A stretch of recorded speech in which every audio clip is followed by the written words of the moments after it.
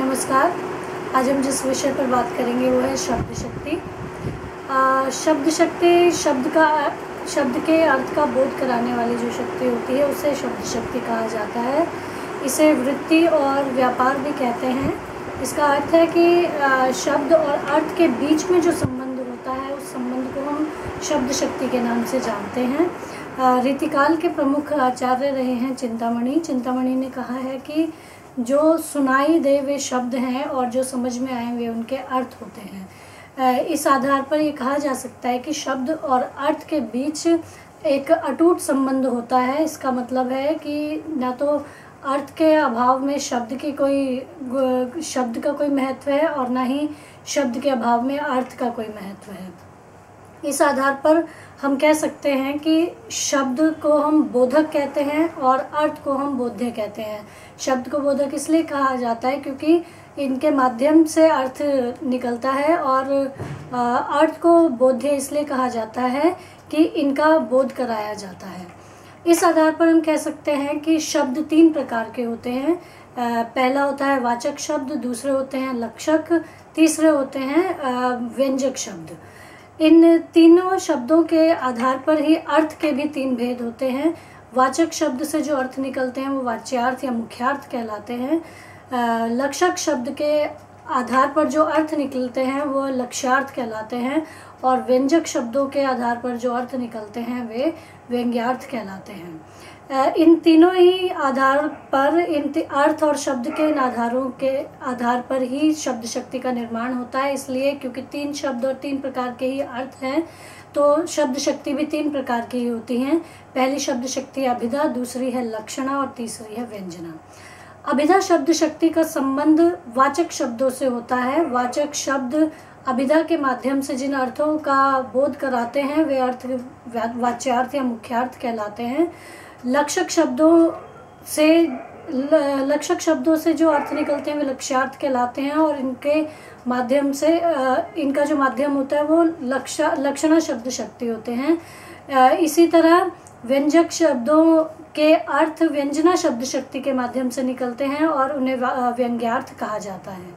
तो इस हिसाब से हम लोग इसके 3 अलग अलग कॉलम बना सकते हैं, जिसमें हम एक कॉलम का नाम शब्द, दूसरे का अर्थ और तीसरे का शब्द शक्ति रख सकते हैं, जिससे कि समझने में आसानी हो जाए।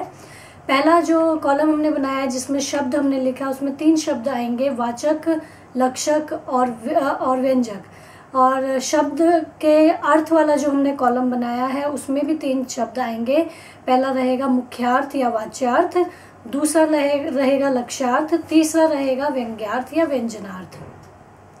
तीसरा कॉलम जो हमने बनाया है जिसमें हमने शब्द शक्ति जिसका नाम दिया है उसमें पहली शब्द शक्ति आएगी अभिधा, दूसरी शब्द शक्ति आएगी लक्षणा और तीसरी शब्द शक्ति आएगी व्यंजना। इस विवरण के बाद हम शब्द शक्तियों के पर आते हैं। पहली शब्द शक्ति है अभिधा शब्द शक्ति। अभिधा शब्द शक्ति वह शब्द शक्ति होती है जिसमें मुख्यार्थ का बोध कराया जाता है, अर्थात मुख्यार्थ का बोध कराने वाली शब्द शक्ति को हम अभिधा शब्द शक्ति कहते हैं। अभिधा शब्द शक्ति का मतलब है कि किसी शब्द को सुनकर जो अर्थ हमें समझ में आता है वह अर्थ मुख्यार्थ होता है, और मुख्यार्थ का बोध जो शब्द शक्ति से होता है वो अभिधा शब्द शक्ति कहलाती है। मुख्यार्थ शब्दों के जो मुख्यार्थ होते हैं वो प्रचलित अर्थ होते हैं।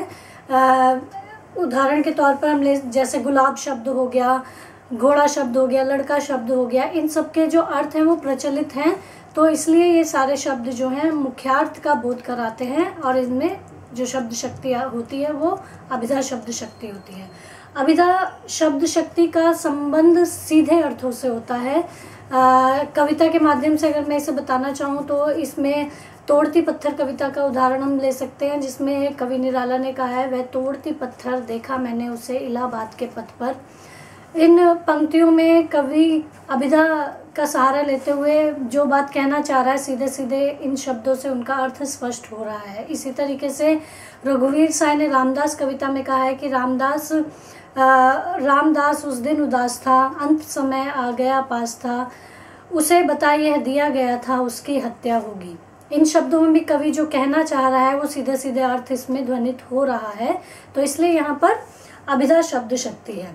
अभिधा शब्द शक्ति का सीधा संबंध वाचक शब्दों के अर्थ से होता है। तो इस आधार पर, इस दृष्टि से वाचक शब्द जो हैं वो 3 प्रकार के होते हैं।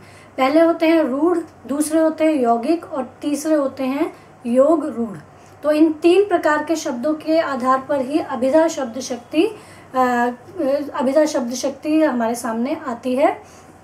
जो पहले तरीके के शब्द हैं वो है रूढ़ शब्द। रूढ़ शब्द वे शब्द होते हैं जिनका विश्लेषण नहीं किया जा सकता, इन्हें किसी भी आधार पर खंडित नहीं किया जा सकता, विभाजित नहीं किया जा सकता, और इनके जो अर्थ हैं वो रूढ़ हो चुके हैं, परंपरा से उन्हें अपना लिया गया है।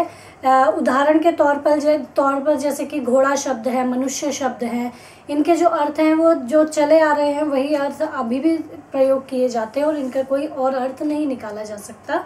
इसी तरीके से दूसरा जो शब्द का प्रकार है वो है यौगिक। यौगिक शब्दों का विश्लेषण किया जा सकता है, उन्हें विभाजित किया जा सकता है, और जब इन्हें विभाजित किया जाता है तो इनके विभाजित खंडों के अलग अलग अपने अर्थ भी निकलते हैं। इनका जो निर्माण होता है वो अवयवों के माध्यम से और अवयवों या प्रत्ययों की सहायता से होता है। उदाहरण के तौर पर एक शब्द है भूपति। भूपति शब्द का निर्माण भू जमा पति शब्द से हुआ है, जिसमें भू का भी अलग अर्थ निकलता है, पति का भी अलग अर्थ निकलता है, और जब हम भूपति शब्द एक साथ लेते हैं तो उसका अर्थ निकलता है राजा। तो ये होते हैं यौगिक शब्द। अगले जो शब्द हैं वो है योग रूढ़ शब्द। योग रूढ़ शब्दों की जो संरचना होती है वो यौगिक शब्दों की तरह होती है, यानी कि इनके जो निर्माण होता है इन शब्दों का, उनमें अवयव शक्ति होती है, प्रत्यय लगाए जा सकते हैं, तो इन शब्दों का निर्माण होता है। लेकिन जब इनके अर्थ की बात होती है तो इनके जो अर्थ होते हैं वो रूढ़ होते हैं। रूढ़ का मतलब है जिन्हें परंपरा से अपना लिया गया है और जो अपनाए जा रहे हैं उन्हीं अर्थों में। उदाहरण के तौर पर एक शब्द है जलज। जलज का अर्थ होता है जल से उत्पन्न होने वाला। जल से उत्पन्न होने वाले का मतलब है कि जल से तो कई चीज़ें उत्पन्न होती हैं, तो जलज का जो हम अर्थ लेते हैं वो लेते हैं कमल। कमल यानी कि कमल का फूल। तो कमल के फूल के अर्थ में जलज शब्द का प्रयोग जो किया जाता है ये रूढ़ हो चुका है, इसलिए जलज का कोई और अर्थ हम नहीं लेते हैं। तो ये इस तरीके के जो शब्द होते हैं वो योग रूढ़ शब्द होते हैं। इन तीनों तरीके के शब्दों के आधार पर अभिधा शब्द शक्ति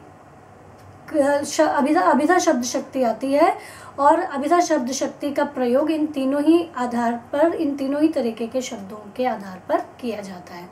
उम्मीद करती हूँ कि अभिधा शब्द शक्ति आपको समझ में आ गई होगी। इससे पहले जो मैंने बात करी थी शब्द शक्ति के बारे में, उसे आप कि इस पर आने वाले किसी भी प्रश्न, अभिधा, लक्षणा या व्यंजना शब्द शक्ति पर कोई भी प्रश्न आपका आता है तो उसकी भूमिका के रूप में आप शब्द शक्ति के बारे में मैंने जो आपको बताया था उसे आप ले सकते हैं। इससे आपका आंसर थोड़ा अच्छा बन जाएगा, और उम्मीद करती हूँ कि अभिधा शब्द शक्ति आपको समझ में आई होगी। अगली शब्द शक्ति मैं अगले वीडियो में स्पष्ट करूँगी। धन्यवाद।